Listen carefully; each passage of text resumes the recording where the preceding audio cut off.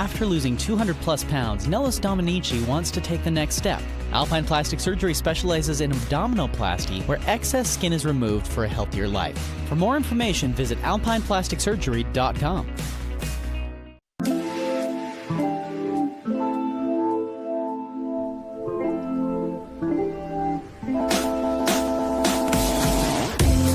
Hi, Michelle Barber again, aka Style Queenie, and I wanted to bring one of my friends back today to talk about a little experience we just had. So what I want to start out by saying is our confidence level grows in direct proportion to how much discomfort or uncertainty we're willing to tolerate. And what I mean by that is, if we want our confidence to grow, we have to do things that are outside of our comfort zone. So with that being said, I decided it would be a good time to take Liz on a shopping trip. She'd kind of, we all know, if you watched our previous podcast, that Liz lost a lot of weight, and she wasn't quite sure about some certain styles that might work. So we took her on a shopping trip, and I encouraged her to try things that she would not normally have done. So tell me, Liz, were you really scared when I said, let's go? I was absolutely terrified. I've heard your stories about shopping. And I was convinced that I was going to be dragged through the mall to 18 different stores and try everything in the entire mall on, and then stand there and be critiqued. But it ended up being an incredibly comfortable experience and encouraged me to step outside my own fashion box and try on things that I wouldn't have considered, and ended up really, really liking.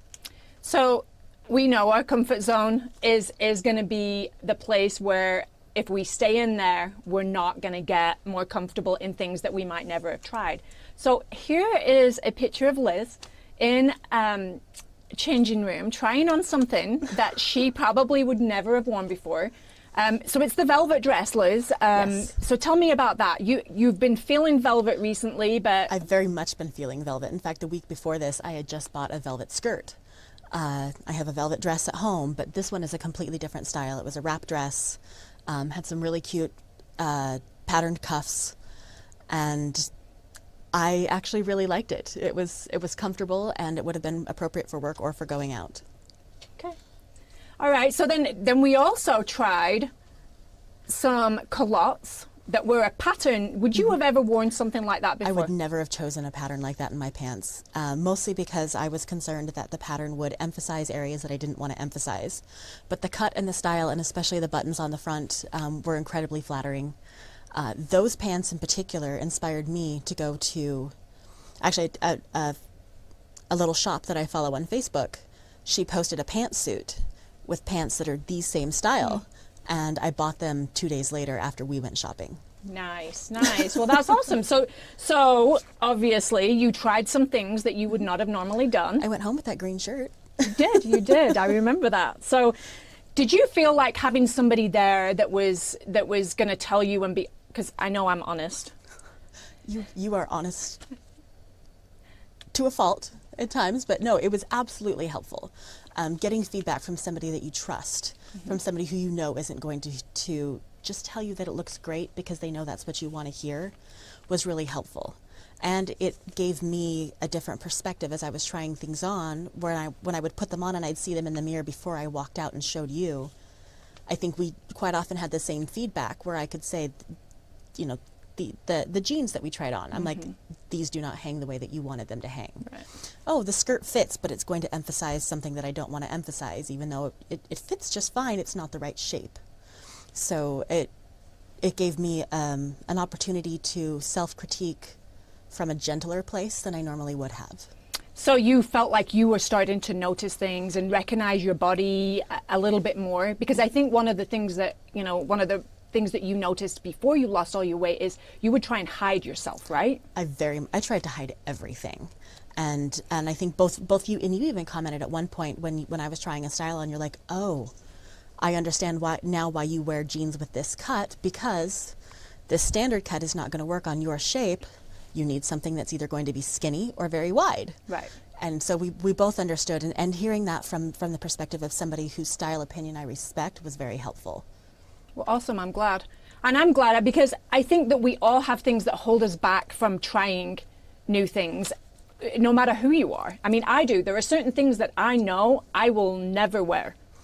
And I'm okay with that. Right. Well, and I tried on that shift chambray dress that you pulled out, and I would never have chosen that off the rack. And in fact, when you pulled it off, I even hesitated and said, I don't know that I like the shape. This is going to make me look very boxy. I have a very hourglass figure. And when I put it on, you were right. Oh. I know, those are your favorite words. But you were right, and it didn't emphasize the things that I didn't want to emphasize. It was very flattering. So this quote is one of my favorites. I think that what happens is we convince ourselves that we are not a certain way, but sometimes we just have to give ourselves an opportunity to be open to what we don't know. And so I enjoyed my shopping experience because I enjoyed seeing your confidence grow and seeing you try new things. And I'm excited to see where you go with it. I can't wait to see you in that new pantsuit. I so wanted it to come yesterday, and it's not going to get here till today. Well, I'm really happy that you did that. And so when we come back, we're going to take a short break. I want to talk a little bit more about how you figure out what does work for you and what your body type is. So we'll be right back.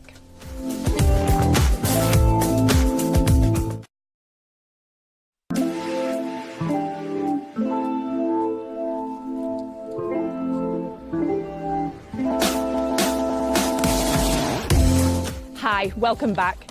I wanted to talk a little bit more about how we feel confident where we are.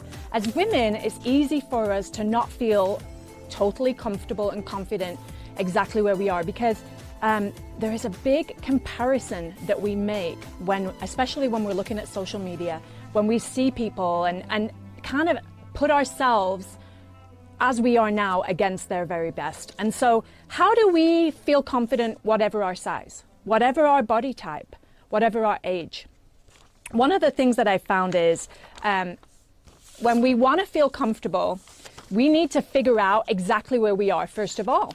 So firstly, what we need to remember is no one can make us feel inferior without our consent.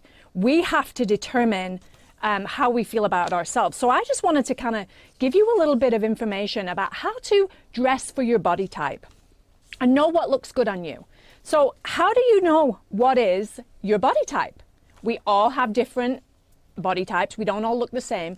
And here's what happens. Very often we'll see a style on somebody else and we'll want to go and wear that same thing and think it's going to look the same on us.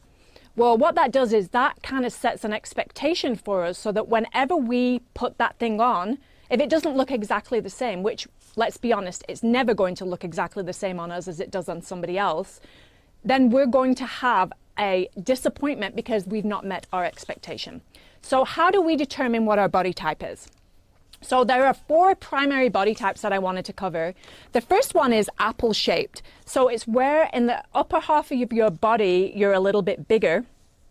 And when you are, what you want to do with that is you kind of want to avoid high-waisted pants. You want to avoid things that are going to accentuate the upper half of your body. Maybe pick out a pair of culottes or wide leg pants to kind of balance out the upper and lower part of your body. The next one is pear-shaped, and I know this is one that a lot of people are very familiar with. Again, it's the same kind of thing. It's bigger in the bottom half of your body than the top. So with this, you kind of want to steer clear of loose-fitting clothing. Maybe wear a fitted pair of pants, a fitted skirt, and then maybe have something a little bit tighter on your waist to draw attention to the fact that you may have a smaller waist. The next one is straight or square shaped. And this is where your upper and lower body are about the same size. You don't really have a narrow waist. And so with this one, this is where you want to steer clear of those really loose fitted clothes. You want to give the appearance of curves. So if you can do something that will cinch in your waist and make that look a little bit smaller, or accentuate an area like your waist, or equally accentuate your upper and lower half of the body, then that's going to give you that same kind of balance. The whole point is what you want to do is draw attention to an area that maybe, and create the illusion of having a narrower waist when you actually don't. that is the most flattering way to dress when you are that shape. The next one is the hourglass shape. Everybody's familiar with this. It's a narrow waist, it's curvy.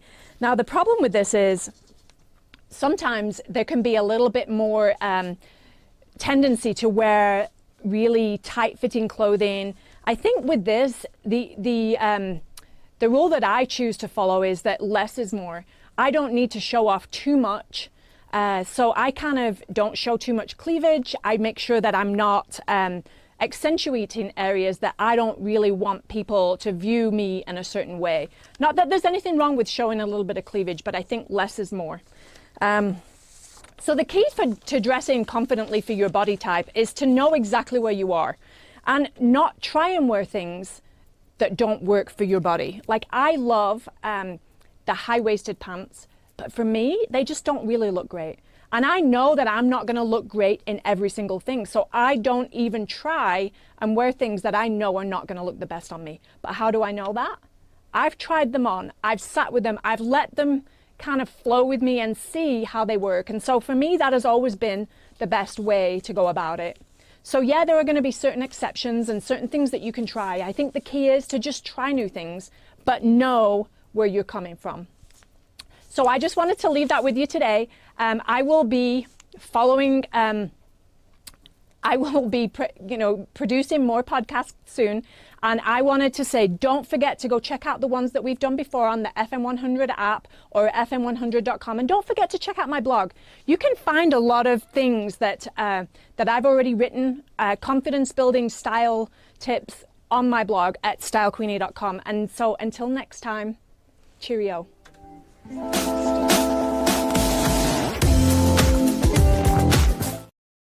I'm Susan Bond, and this is my good friend Dave Hansen. Join us for MacCasts. We guarantee you a feel-good story and great free resources. We're new, we're fun, and we're putting community back into commerce.